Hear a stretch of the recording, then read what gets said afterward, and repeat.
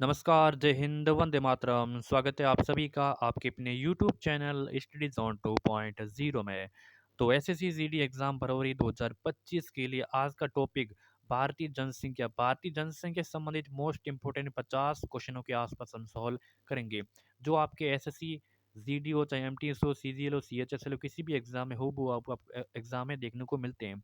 तो आप सभी क्लास को पूरा देखें, अंत तक वॉच करने, और चैनल को सब्सक्राइब नहीं किया तो चैनल को सब्सक्राइब भी करें। भारत की जनसंख्या से संबंधित ये भी क्वेश्चन इससे बाहर नहीं रहेगा, ठीक है। तो चलिए क्लास की शुरुआत करते हैं। पहला क्वेश्चन है कि भारतीय गणना की जो गणराज्य की पहली जनगणना कब से शुरू हुई थी। देखिए, यहाँ पे क्वेश्चन ये है कि भारतीय गणराज्य की पहली जनगणना कब से शुरू हुई थी, यानी कि जब भारत स्वतंत्र हुआ था, स्वतंत्रता के बाद में भारत की जो पहली जनगणना हुई थी वो कब से शुरू हुई थी। तो यहाँ पे 10 अप्रैल 1951 से, 3 मार्च 1954 से, 8 अप्रैल 1949 या फिर 15 अगस्त 1947 से।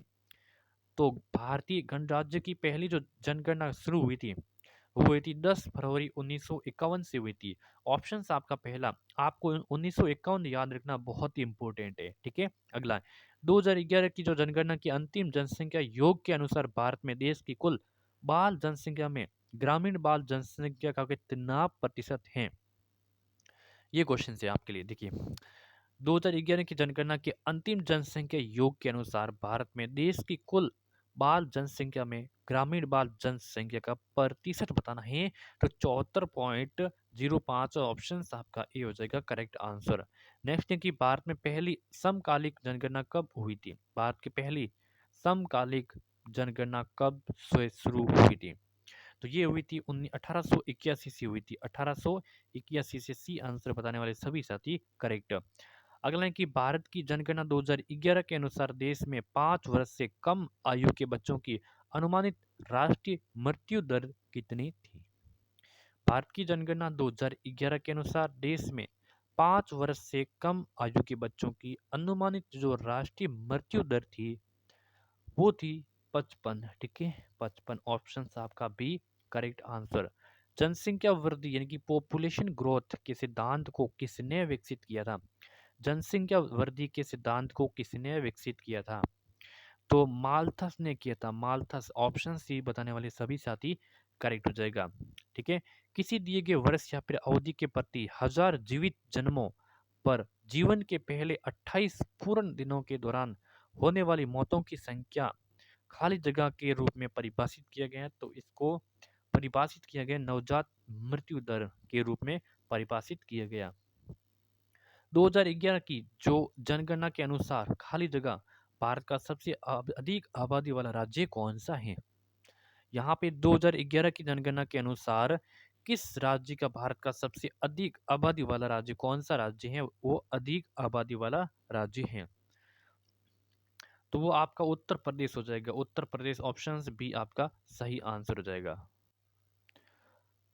अगला क्वेश्चन है कि 2011 की जनगणना के अनुसार निम्नलिखित में से किस राज्य में पहली महिला लिंगानुपात सबसे कम है।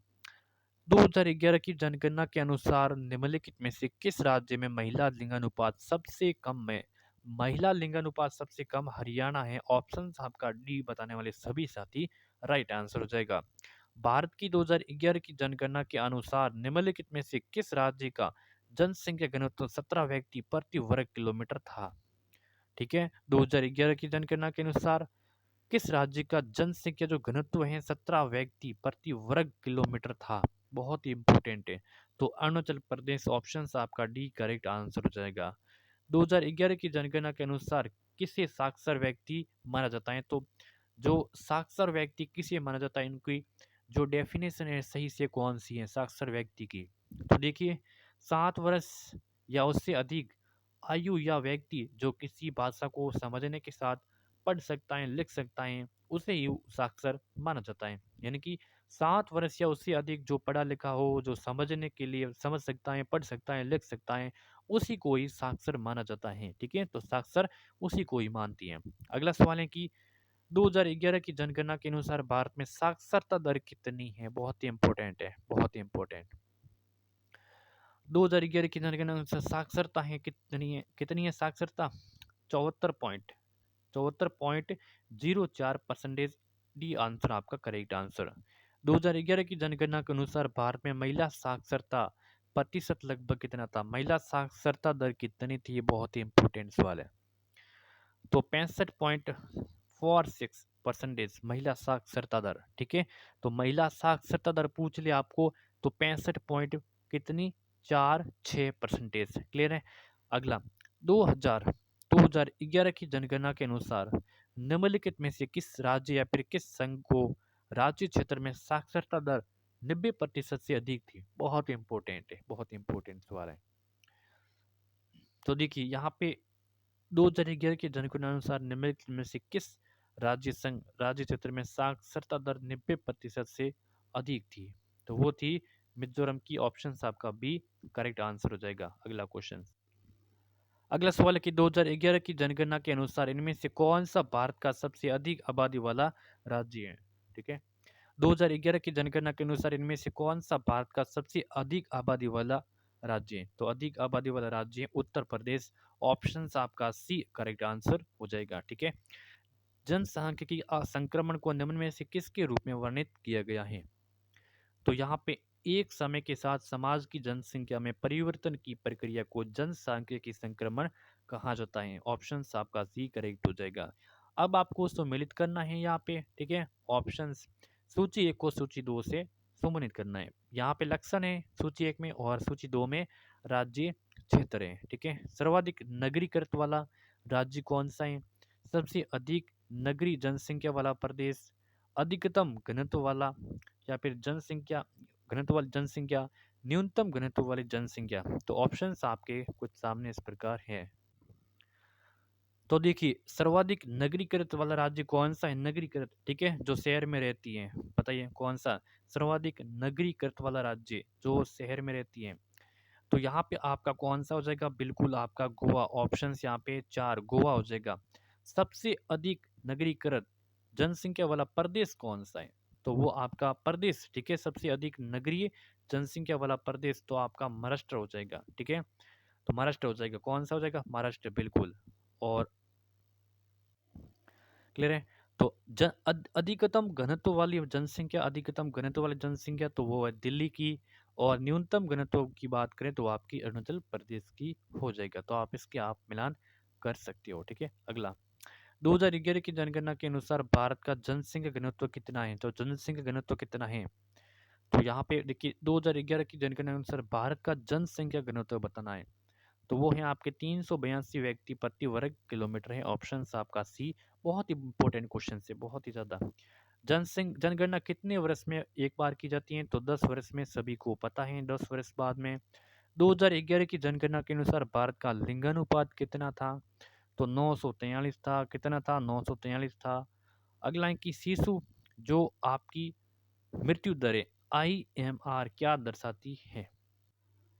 जो आपकी शिशु मृत्यु दर IMR वो दर्शाती है कि यहाँ पे ऑप्शंस बी, यानी कि उस विशेष वर्ष में पैदा हुए 1000 जीवित बच्चों में से 1 वर्ष से कम आयु में मरने वाले बच्चों की जनसंख्या को कहते हैं। Option B correct. ठीक है, नॉर्मली आप पढ़ सकते हो।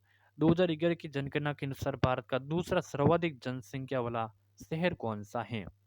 तो मुंबई, बेंगलुरु, चेन्नई या फिर दिल्ली। 2011 की जनगणना के अनुसार भारत का दूसरा सर्वाधिक जनसंख्या वाला शहर पूछे तो आप सभी को दिल्ली करना है। क्या करना है? दिल्ली करना है। D answer correct.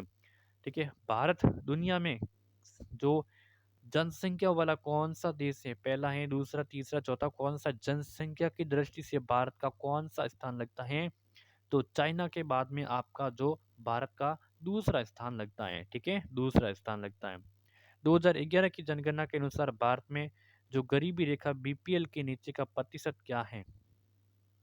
ठीक है, गरीबी रेखा जो BPL के नीचे प्रतिशत, तो कितने प्रतिशत हैं? तो वो ही आपके 22%। ऑप्शन ए करेक्ट आंसर हो जाएगा। वर्तमान जनगणना के अनुसार किस भारतीय राज्य का लिंगानुपात उच्चतम है? वर्तमान जनगणना के अनुसार किस भारतीय राज्य का जो लिंगानुपात है वो उच्चतम है? तो केरल का लिंगानुपात उच्चतम है। यहाँ पे ऑप्शन बी सही आंसर हो जाएगा। अगला है कि जनगणना 2011 के अनुसार उत्तर प्रदेश में 10 लाख नगरों की संख्या है कितनी है? उत्तर प्रदेश में 10 लाख नगरों की संख्या तो 7 हैं, ठीक है। 10 लाख से भी अधिक नगरों की जनसंख्या वो शहर है, वो 7 शहरों की संख्या है, ठीक है। किसी देश के प्रति शुद्ध कृषि क्षेत्र की कुल जनसंख्या खाली जगह उसके जो खाली जगह दर्शाती है तो किसको दर्शाती है, तो वो शारीरिक घनत्व को दर्शाती है। ऑप्शन आपका ए करेक्ट है। अगला है कि 2011 की जनगणना के अनुसार कौन सा राज्य भारत का सबसे कम शहरीकृत, तो कम शहरीकृत वाला कौन सा है, सबसे कम शहरीकृत वाला है हिमाचल प्रदेश। सी ऑप्शन आपका सही आंसर हो जाएगा।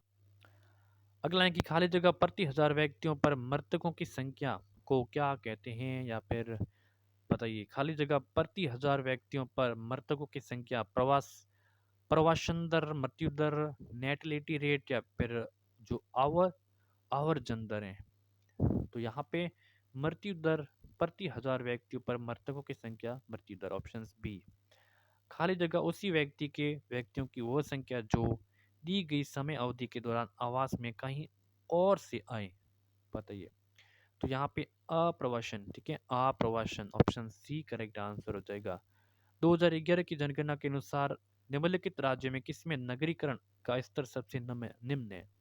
नगरीकरण, ठीक है, शहरी सबसे निम्न है, तो पश्चिम बंगाल का है यहाँ पे, ठीक है। अगला सवाल, भारत की 2011 की जनगणना के अनुसार भारत की लगभग कितने प्रतिशत जनसंख्या शहरी क्षेत्रों में निवास करती है, तो शहरी क्षेत्रों में करती है 31.15%, ठीक है। 2011 की जनगणना के अनुसार भारत का सर्वाधिक साक्षर राज्य कौन सा है, तो Goa, Lakshadweep, Mizoram, Kerala. Kerala, option D correct answer हो जाएगा। 2011 की जनगणना के अनुसार भारत के निम्नलिखित में से किस राज्य में अनुसूचित जाति की जो जनसंख्या है वो शून्य है, तो केरल, नागालैंड, सिक्किम, या फिर असम। 2011 की जनगणना के अनुसार भारत के निम्नलिखित राज्य में अनुसूचित जाति की जो जनसंख्या शून्य है, किसकी है, नागालैंड की। ऑप्शन आपका भी हो जाएगा सही उत्तर। अगला है कि निम्नलिखित में से जनसंख्या के मामले में भारत का कौन सा पड़ोसी देश सबसे छोटा है, तो जनसंख्या के मामले में भारत का कौन सा पड़ोसी देश है वो सबसे छोटा है, तो मालदीव है, ठीक है, मालदीव है। अगला सवाल, भारत की जनसंख्या में ऋणात्मक वृद्धि दर किस दशक में दर्ज की गई, ऋणात्मक, ठीक है, जो माइनस हुई, जनसंख्या में कमी हुई, किस दशक में किस हुई थी ये बताना है। तो 1911 से लेके 1921 में जो दशक था उसमें ऋणात्मक हुई थी, जनसंख्या में कमी हुई थी, ठीक है। भारत में जनसंख्या वृद्धि दर जो अधिक है, क्योंकि मृत्यु दर में कमी आई है किंतु जन्म दर में अधिक बनी, इसीलिए भारत में जनसंख्या वृद्धि दर अधिक है। ये ऑप्शन सी हो जाएगा सही एंड सटीक आंसर। अगला क्वेश्चन है कि 2011 की जनगणना के अंतिम जनसंख्या के योग के अनुसार भारत में देश की कुल बाल जनसंख्या में ग्रामीण बाल जनसंख्या का प्रतिशत कितना है, तो वो आपका हो जाएगा 74.05%। निम्नलिखित में से संघ राज्य क्षेत्रों में से किस एक में महिला साक्षरता दर सर्वोच्च है, तो महिला साक्षरता दर सर्वोच्च है चंडीगढ़, पुडुचेरी, अंडमान निकोबार द्वीप समूह, या फिर लक्षद्वीप। तो वो है आपके लक्षद्वीप। डी ऑप्शन आपका करेक्ट आंसर। भारत के निम्नलिखित में से किस राज्य में उसकी कुल आबादी में अनुसूचित जनजातियों की आबादी के प्रतिशत है वो अधिकतम है, तो Mizoram, option D correct answer, ठीक है। जनसांख्यिकी संक्रमण सिद्धांत के अनुसार जनसांख्यिकी चक्र में तीसरा चरण निम्न द्वारा चिन्हित है, तो उच्च मृत्यु दर, कम प्रजनन क्षमता, ऑप्शन आपका सी करेक्ट आंसर हो जाएगा। अगला है कि 2011 की जनगणना के अनुसार भारत का सबसे कम आबादी वाला राज्य कौन सा है, तो सिक्किम में, ठीक है, कम आबादी वाला सिक्किम हो जाएगा। भारत में नई राष्ट्रीय जनसंख्या नीति को कब अपनाया गया, भारत में नई राष्ट्रीय जनसंख्या नीति को कब अपनाया गया, तो 2000 में अपनाया गया था, 2000 में अपनाया गया था। भारत के किस राज्य की नगरीय जनसंख्या प्रतिशत सर्वाधिक प्रतिशत है, ठीक है, तो किस नगरीय जनसंख्या का प्रतिशत सर्वाधिक है, तो गोवा का है, किसका है, गोवा का। ऑप्शन आपका एक करेक्ट आंसर। 2011 की जनगणना के अनुसार यूपी की जो जनसंख्या भारत की जनसंख्या की कितनी प्रतिशत है, ठीक है, तो भारत की जो जनसंख्या है उसमें से जो यूपी की जनसंख्या है वो कितने परसेंटेज है। तो आप यूपी की जनसंख्या बटा भारत की जनसंख्या इंटू 100 से मल्टीप्लाई करके भी इसका आंसर आप आराम से निकाल सकते हो। फिर भी इसका राइट ऑप्शन हो जाएगा 16.16। ठीक है, 16.16 ऑप्शन आपका सी करेक्ट है, 16.16। अगला है कि सन 2011 की जनगणना के अनुसार ग्रामीण जनसंख्या का सबसे अधिक अनुपात किस राज्य में है। तो किस राज्य में है, तो बिहार में है। ठीक है, बिहार में। तो चलिए आज के सेशन में बस इतना ही। क्लास कैसी लगी इसको लाइक करें, शेयर करें, सब्सक्राइब करें, नोटिफिकेशन को भी ऑन करें। धन्यवाद।